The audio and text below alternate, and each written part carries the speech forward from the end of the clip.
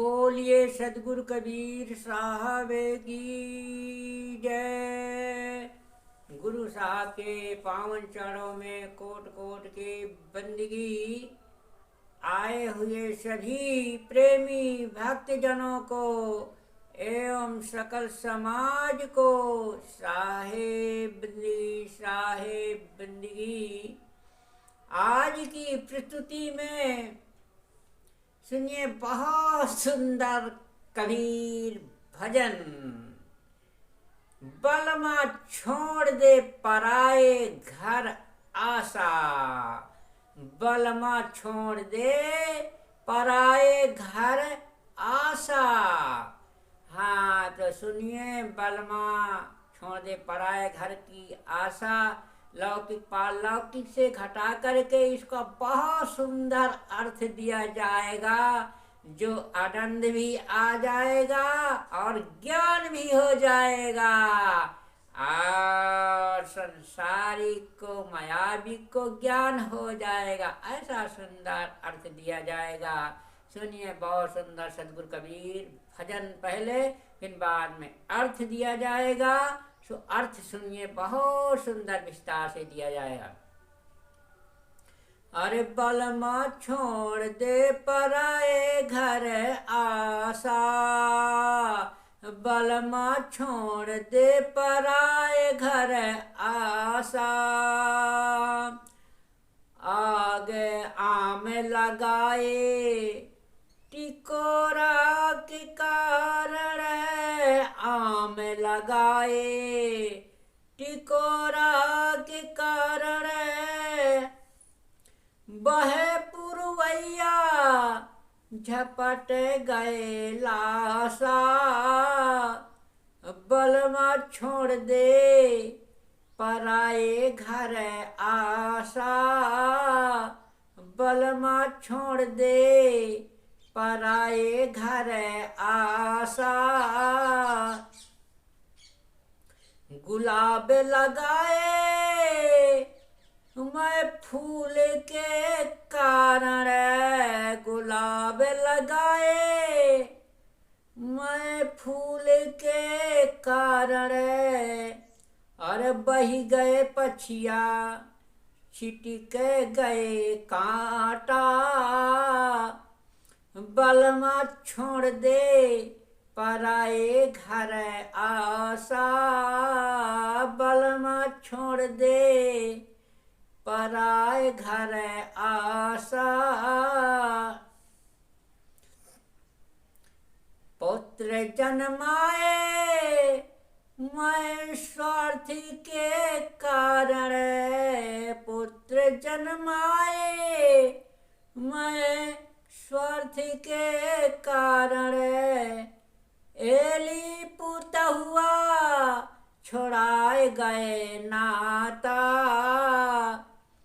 बलमा छोड़ दे पराए घर आशा, बलमा छोड़ दे पराए घर आशा। कहाँ है कबीर सुनो भाई साधो, गुरु के चरनिया में मेरो मन राता, बलमा छोड़ दे पराए घर आशा, बलमा छोड़ दे पराए घर आशा। हाँ, आप सुंदर, बहुत सुंदर अर्थ सुनिए विस्तार से, लौकिक पारलौकिक से घटा करके सुनिए। बहुत सुंदर अर्थ ज्ञानवर्धक। मानो विवेकवती मनोवृत्ति अपने चेतन पुरुष से कहती है कि हे बलमा, हे प्रीतम, दूसरे की आशा छोड़ दे, छोड़ दे पराये की आशा दुखदाई है। हमने आम के पेड़ लगाए कि उसमें फल लगेंगे और चटनी बनाकर खा गए। फिर आगे अचार बनाएंगे, पके मीठे आम खाएंगे, परंतु हाय हमारी सभी आशाओं पर पानी फिर गया। आम के पेड़ में बौर आते ही पूर्वी हवा चलने लगी और उनकी बौरों में लाशा हो गया। सारे फूल नष्ट हो गए। फिर फल कहाँ से आए? हमने गुलाब के पौधे लगाए कि उनमें फूल खिलेंगे, हमारे आंगन की शोभा बढ़ेगी और सुगंधी से